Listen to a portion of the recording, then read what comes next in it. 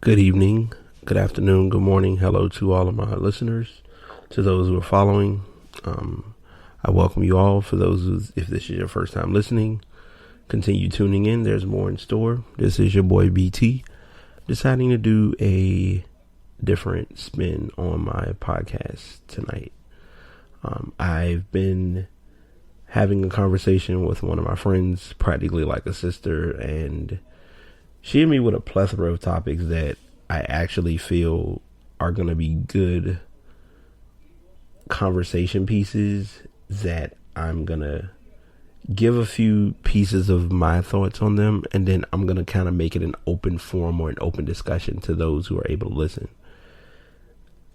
Now, I'm going to be as broad yet as balanced as I can in this conversation because it's something that we go into, but we don't go into very often. Let me do a little bit of adjusting because I don't want everybody to go deaf trying to listen to my situation. But you don't really understand or don't realize how massive the gaming community is because everybody has their perspective of the gamer. For instance, I work with a lot of my friends or colleagues who are more PC gamers, and I have a few of my friends who I personally know that are strongly PC gamers. However, some of them who are PC gamers are predominantly PC gamers and won't touch a console to save their soul. I have no knock against that, and I have no argument away from it whatsoever. That being said, and I'm gonna I'll go ahead and let you all know in advance, this topic is gonna be broken down into multiple podcasts, and I'm finally starting to categorize my groups. So if you look on my page on Spreaker, you'll see that there's BT Podcast, Sports Podcast, Gaming and Music Podcast. That way it's no distinction or confusion between which is which or which one we're talking about for that particular week or day or whatever the case may be. So today I'll be starting the series, or tonight I'll be starting the series about the video game communities and the online gaming community. So tonight, the first topic that I'll be doing is what I'll consider to be the pros and cons of online gaming for predominantly the console side of things. That I can kind of speak on from personal experience because I've seen it where there are good things and there are bad things. So I'll break down a few of the good things first and some of the bad things that I've seen since dealing with gaming on consoles. Now, we'll go ahead and let you know that I've been on the console platform with online gaming for a little over 9 or 10 years, give or take, because I got my 360 back in 06. But before that, I did have PlayStation 2, and I did have the PlayStation, the Dreamcast. But Dreamcast I didn't really do online because dial-up wasn't the thing. But on PlayStation 2, they did have the option where you could plug an Ethernet cable and connect and play with people online. So that option was there to be used. So anyway, one of the first things, the first side of that I'm going to talk about are the pros and the things that you do kind of gain from doing online gaming in the console world. And the first thing that I'm going to get into is the networking side of it, of the way you interact with people. On console, my first experience, and this is kind of going to be just a little bit of a story, but it will kind of break it all down in the long haul. One of my first games that I got into when I first bought my Xbox 360, believe it or not, of all games, was Uno. Now, to some people, it's like, Uno, all you doing is playing cards and putting down draw twos and skips, and that's it. Well, in reality, Uno was a game that got you to meet other people and kind of talk to them to learn, hey, what games do you have? And you kind of would be able to kind of mesh off of each other's conversation. As a matter of fact, the interesting thing is, two of my friends who I personally talk to away from my Xbox we literally would just get in a room and we basically, one of us would own the table. We would lock 2 seats, make sure that the other 2 got in those seats. And the 4th person was whoever we wanted it to be, whoever felt like sitting and listening to us just ramble about random stuff.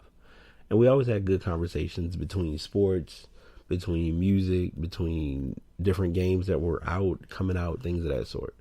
So the networking side of it is, you'd be surprised. Like, I know for me recently, I started playing Mortal Kombat X, and I knew a guy from offline, and I met him online, and it caused us to get online any chance he sees me on, he's like, hey, you get on to play some Mortal Kombat. So there are good things that come from doing the online side of console gaming. The next part of it is the relaxation part of the calmness of online gaming. Yeah, you're probably going to think, well, yeah, most games that you get on is kind of like you're just raging and just aggressively and frustrated. No, not necessarily, because there are those moments where you may just want to get on and pop a few heads in Call of Duty or play a little bit of Destiny to get a little bit of frustration off your chest, and that's the end of it. So in that aspect, that's where I found gaming online to be very relaxing and very chill. There are different games that have like an online flow to it that aren't as over the top. Prime example, Plants vs. Zombies. Garden Warfare has that feel or that flair where you don't have to be in full combat mode while playing. And a lot of the games I am mentioning are games that either I do own or have owned. NBA 2K, no exception. Like, you can get online and get a good game in, and you can lose, but you can learn from why you lost or things of that sort. Like, the last game I would mention as being relaxing is FIFA, because anybody who knows FIFA, has heard of FIFA, knows that it's the most AIDS-based game without trying to be AIDS. And that's just not, I know that's a negative reference to the game, but that's literally how I look at FIFA. And that kind of ties into my next point, which is you learn your strengths and your weaknesses by playing games online. Because by playing other people, you realize, hey, this is something that I need to become a little better. Like, for me, the first thing I always go back to is Mortal Kombat X. When I first bought it, I didn't know what to expect. But as I've played it and as I've learned how to play it, I'm getting a better understanding for things that I'm good at with characters. Most times it's usually just blind button mashing, but it gives you that fluid flow of learning the game and learning the secrets and the finishing moves and things of that sort. Also, I know with Call of Duty, Black Ops 3, the more you play, the more you're able to learn your spawns, your best spots. And I'm going to kind of get into that with the cons. There are a lot of glitches that you have to be prepared for, because there are people who make it their goal to just learn ways to literally exploit a game for what it's worth. Knew that was coming. So there's that. And I've mentioned this earlier, but I'll kind of add it again. You meet new people.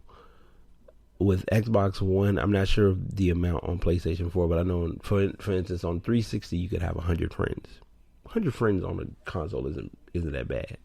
So on the Xbox One, it's 1,000. So you think 1,000 people that you can play games with or can play games with you are available to play whatever you have if y'all both are online and happen to get on. Matter of fact, true story. Yesterday, guy went on Facebook. I'm in a group for Gears of War, and he was looking for some new people who wanted to help him defeat one of the characters on Gears of War. Matter of fact, it was the final character. So I said, I'll get on with you, because I'm off and I'm snowed in, so why not? And we got on. Granted, I didn't interact with him, and that'll be one of the things that I need to make sure that you all do understand, and I do have that listed. It's a gift and a curse at times, because you can get online with people who may or may not have microphones, but it gives you that chance to help somebody beat an achievement that they may or may not have been able to beat. Little things like that. So that helps out a lot too. So that is something that makes gaming for me online enjoyable at times, is that you really can meet people and, you know, learn from their way of playing or figure out something different that you didn't do before. And finally, it's a new playground. And I know that's like a very broad way of saying it, but when I say a new playground, it means it as you get into a game, you feel out how the game is played, you learn the ways of how different skills are functioning. Some people play different. I go back to it because it's literally what I've seen with Black Ops 3. You have some people who buy a game just to camp, and they just gonna sit in one spot and just shoot whoever they can until they get caught in that spot, and then they go to another spot. And that's, you know, everybody plays different. I know for me, I'm a running gun. So when you get into a game, you can get into the game with the same people, and they may play a certain way, but that doesn't mean that you got to stop the way you play. So it's almost like the easiest way I can explain it is like a personality test. You take a personality test. Both of you have a similar personality.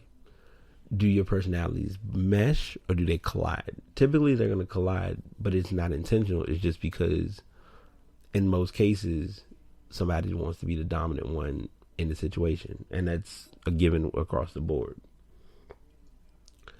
So you do come across that new playground environment, and with NBA 2K, there's no exception. When you do online gaming with others, you have those who you'll hear the term cheese, where they just do stuff that is just a way of just beating the system for what it's worth. And that, like I said, that's another one of my things that I will go into as one of the cons as well. So those are a few of my pros and a few things that I've seen as to what makes online gaming enjoyable.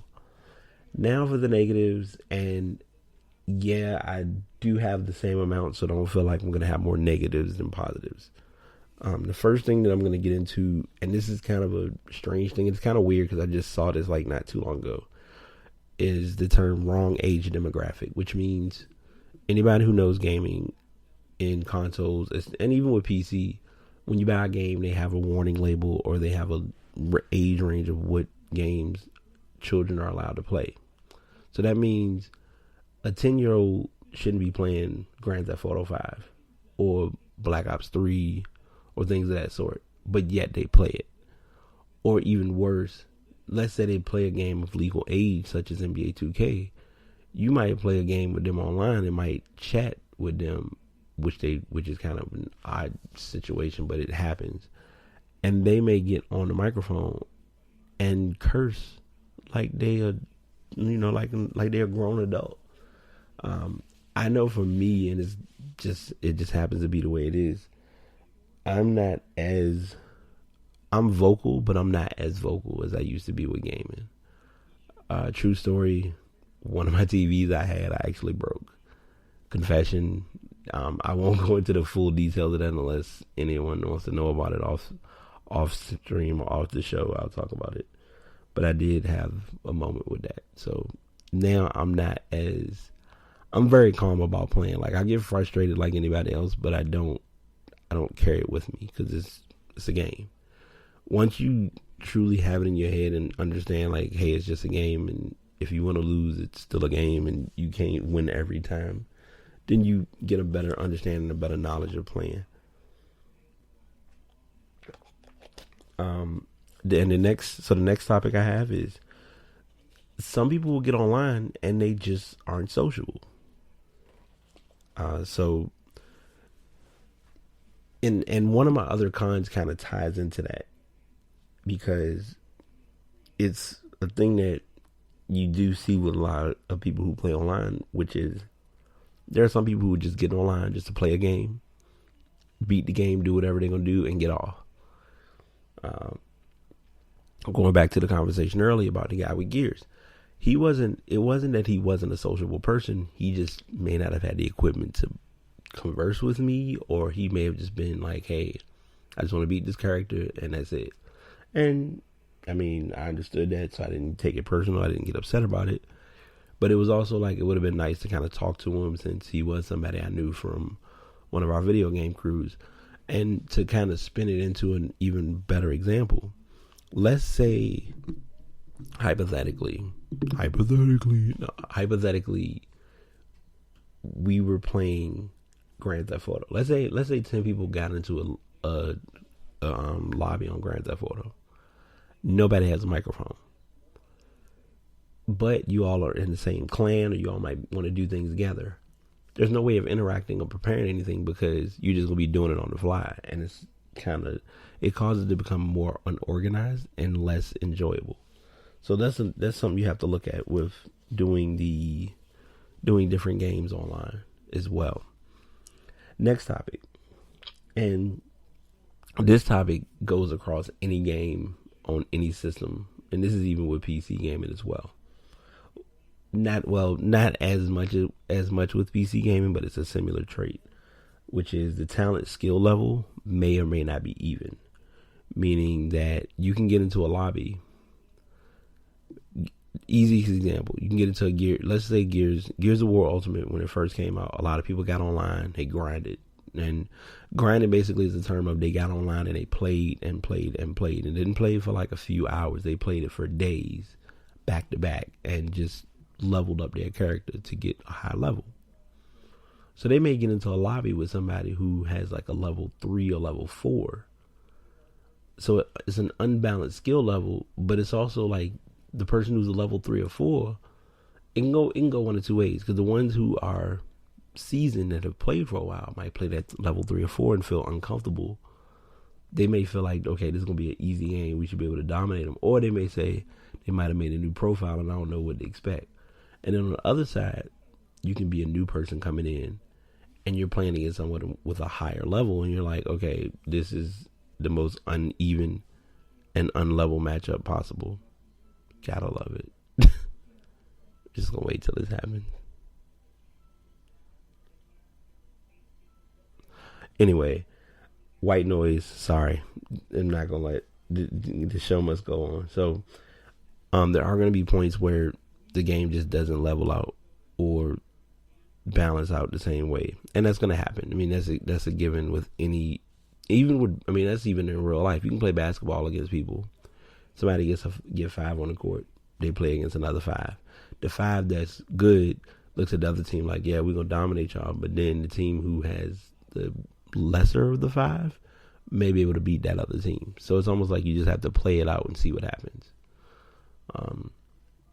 And that kind of, the talent skill level. So the talent skill level and may not be sociable kind of go hand in hand. Here's why.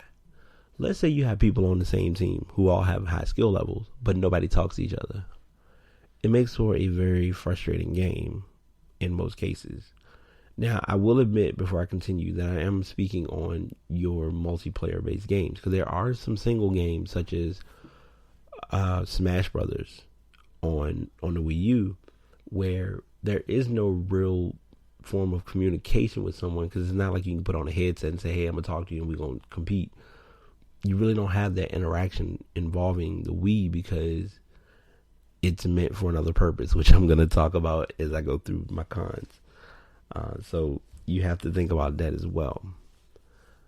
But you kind of understand what I mean when I say how the talent, the skill level can kind of be imbalanced, and it can cause for either a good game or it can just become a wash, or it could be either way. I know in Halo at one time, either Halo 3 or Halo 4 was a very streak-based game, which means a team can go on a good run and then all of a sudden just have a flop and just have an awful game. It happens. But it's a matter of how do you get out of that slump or out of that low point to kind of bounce back to prove that you're meant to belong in the conversation or in the category of playing against whoever it is you're playing against. So it's just something you have to think about. My next topic is, I'm indifferent about this, and I'll tell you why. Because some people use them and they can be good, and then some people just exploit them. And it was a story about this recently that still amazes me that it actually happened, which is your cheats and your glitches. So I'm going to go into this literally in two separate directions, but still come back to the main point of why this is a bad thing. Glitches are ways of exploiting a game and making it uncomfortable for others to play and almost defeats the whole purpose of playing.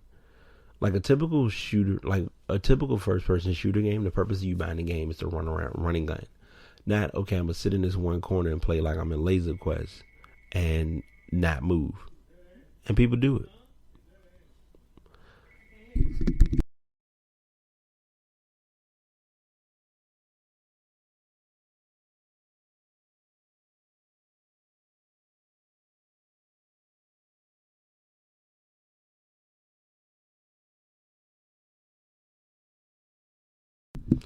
All right, sorry about that.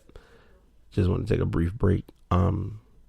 So you have your cheats and your glitches, those who like to cheat games and get over and get by and not knowing that they're not doing anything they're not gaining anything from what they're doing.